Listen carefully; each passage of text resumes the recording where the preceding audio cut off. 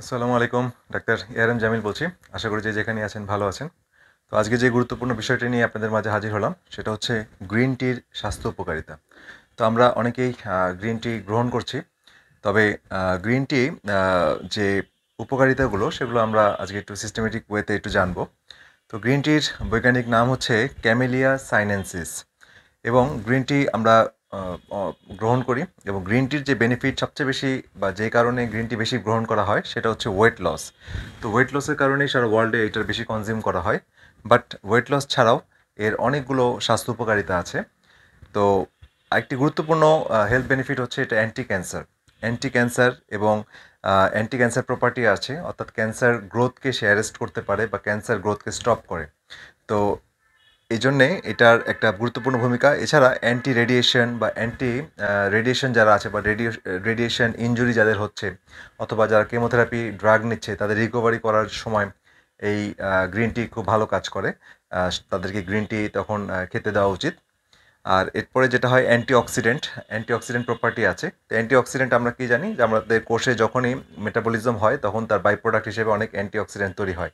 এছাড়া বিভিন্ন টক্সিন বা রেডিয়েশন বা অন্য কোনো ইনফ্ল্যামেটরি প্রসেসে বিভিন্ন ফ্রি রেডিক্যাল তৈরি হয়।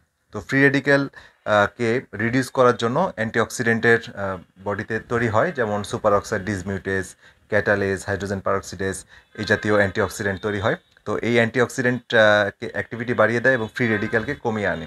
অর্থাৎ আমাদের সেলের এজিং প্রসেস বা বার্ধক্যজনিত সমস্যাগুলোকে এটা কমাতে সাহায্য করে। এজন্য বা অ্যান্টি এজিং প্রপার্টি হিসেবে খুব বেশি ব্যবহৃত হয় এবং কার্যকর হচ্ছে এই গ্রিন টি। এছাড়া আমরা রেডিয়েশনের কথা বললাম। তো রেডিয়েশন বলতে আমরা এটা কেমোথেরাপি বা রেডিওথেরাপি সেটা হতে পারে, অথবা আমাদের চারিদিকে যে ইলেকট্রোম্যাগনেটিক ফিল্ড আছে, ঠিক আছে? যে মোবাইল টাওয়ার, টিভি, ইলেকট্রনিক ডিভাইসের যে রেডিয়েশন, কন্টিনিউয়াস যে রেডিয়েশন ইনজুরি হচ্ছে সেখান থেকেও আমাদেরকে রিকভার করতে হেল্প করে হচ্ছে গ্রিন টি। এছাড়া এর কার্ডিওভাস্কুলার প্রপার্টি আছে। কার্ডিওভাস্কুলার মানে আমাদের হার্ট হেলথ এবং কার্ডিওভাস্কুলার মধ্যে হার্ট হেলথ এবং আমাদের কোলেস্টেরল কমাতে সাহায্য করে। ঠিক আছে? তো এটা একটা গুরুত্বপূর্ণ। এছাড়া এটা আমাদের প্লাটিলেট ইনহিবিশন মানে অ্যাগ্রিগেশনকে ইনহিবিট করে, অর্থাৎ প্লাটিলেট জমাট বাঁধতে এটা বাধা প্রদান করে।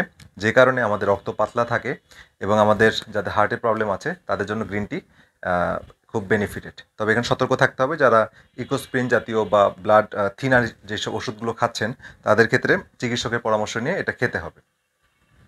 এরপরে খুবই গুরুত্বপূর্ণ যেটা হচ্ছে ব্লাড সুগার, অর্থাৎ যাদের ডায়াবেটিস আছে তাদের জন্য এটা খুবই গুরুত্বপূর্ণ, কারণ এটা ইনসুলিন রেজিস্ট্যান্সকে কমাতে সাহায্য করে। একইভাবে ব্লাড সুগারকে কমিয়ে আনে এবং ব্লাড প্রেশার কমাতে সাহায্য করে।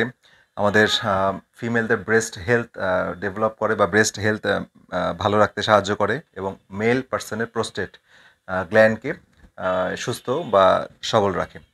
এখন এই এতগুলো বেনিফিট যে বললাম, কার্ডিওমেটাবলিক ডিজিজ মানে হার্ট, ব্লাড প্রেশার, কোলেস্টেরল, এগুলোর ম্যাক্সিমাম ক্ষেত্রে কারণ হচ্ছে ইনসুলিনকে কমিয়ে আনতে সাহায্য করে।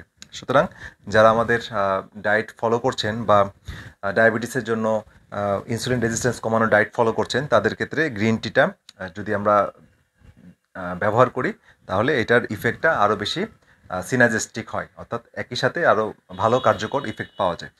তো এখন এটার ডোজটা কি, মানে আমরা দিনে সর্বোচ্চ কতটুকু খেতে পারি? এটা 250 টু 500 মিলিগ্রাম পার ডে, এটা গবেষণায় প্রমাণিত। এটা আমাদের জন্য বেনিফিশিয়াল, এর বেশি আমরা খাবো না। তো এখন আমাদের এটার ইনগ্রেডিয়েন্টটা কী ছিল? গ্রিন টির ইনগ্রেডিয়েন্টটা ছিল এর মধ্যে পলিফেনল। 50%ই পলিফেনল এবং বাকিটা ফ্ল্যাভিনয়েড এবং কিছু ভিটামিন আছে। তো এখন পলিফেনলের মধ্যে যে অ্যাক্টিভ ইনগ্রেডিয়েন্ট আছে সেটা হচ্ছে ক্যাটেচিন নামে, যেটা ইজিসিজি, জাস্ট ফ্যান্সি নাম, মনে না রাখলেও চলবে। তো এই ক্যাটেচিন আছে। তো ক্যাটেচিন এইটাই অ্যাক্টিভ ইনগ্রেডিয়েন্ট এবং এই অ্যাক্টিভ ইনগ্রেডিয়েন্টটাই এই বেনিফিটগুলো সম্পন্ন করে। আচ্ছা, এখন আমরা এটা কিভাবে গ্রহণ করব? ঠিক আছে? তো আমরা সাধারণত এটা চা হিসেবে গ্রহণ করি। তবে চা হিসেবে গ্রহণ করলে ক্যাফিনেটেড হয়ে যায় এবং এজন্য বেশি চা, ২-৩ কাপের বেশি চা খাওয়া উচিত না এবং খাবারের পরে গ্রহণ করতে হবে। বিকজ এটা খাবার পর গ্রহণ করলে যেহেতু এটা মেটাবলিক অ্যাক্টিভিটি বাড়িয়ে দেয়, সুতরাং খালি পেটে খেলে এটা আমাদের মানে ক্ষতি করতে পারে, হ্যাঁ? To certain limit. সো এটা খাবার পরে আমাদের গ্রহণ করতে হবে। এবং যারা আমরা ইন্টারমিডিয়েট ফাস্টিং করছি বা ডায়েট ফলো করছি, ইনসুলিন কমানোর চেষ্টা করছি, তাদের ক্ষেত্রেও যেই ডায়েটটা আমরা খাচ্ছি তারপরে আমরা এটা খাবো, ঠিক আছে? এবং সেক্ষেত্রে ক্যাপসুল ফর্মেও এটা পাওয়া যায়। যারা চা থেকে অনেক সময় ক্যাপসুলটা অনেক কার্যকর হয়, তবে চাও খাওয়া যায়। চা খেলে আমাদেরকে ফ্রেশ পাতা সংগ্রহ করতে হবে এবং সেই পাতাটা গরম পানিতে দিয়ে এটা খাওয়া যাবে। এবং এর সাথে খুব বেশি ইনগ্রেডিয়েন্ট মেশানোর দরকার নেই, হ্যাঁ? যেমন লেবু বা অন্যান্য অনেক স্পাইস যোগ করা হয়। তো আমার অ্যাডভাইস থাকবে যে এটা এর মতোই খাওয়া উচিত, হ্যাঁ? গরম পানিতে এটা দিয়ে জাস্ট আমরা এখানে এমসিটি অয়েলটা যোগ করতে পারি, ঠিক আছে? এমসিটি অয়েল যেগুলো এটা একটু ফ্যাট রিচ হয় এবং খুব এনার্জি দেয়। তো এভাবে খাওয়া যেতে পারে। তো এটা জাস্ট গ্রিন টি সম্পর্কে একটা ব্রিফ একটা ডিসকাশন আপনাদের সামনে উপস্থাপন করলাম। এছাড়া আমি গ্রিন টি নিয়ে ইনশাল্লাহ এর anti cancer property, anti aging property, anti obesity property, এই বিষয়গুলো নিয়ে বিস্তারিত ভিডিও করব। সেটা দেখার আমন্ত্রণ থাকলো। যাওয়ার আগে ভিডিওগুলো জনস্বার্থে শেয়ার করে আমাদের সাথেই থাকবেন। সুস্থ থাকুন, ভালো থাকুন। আল্লাহ হাফেজ।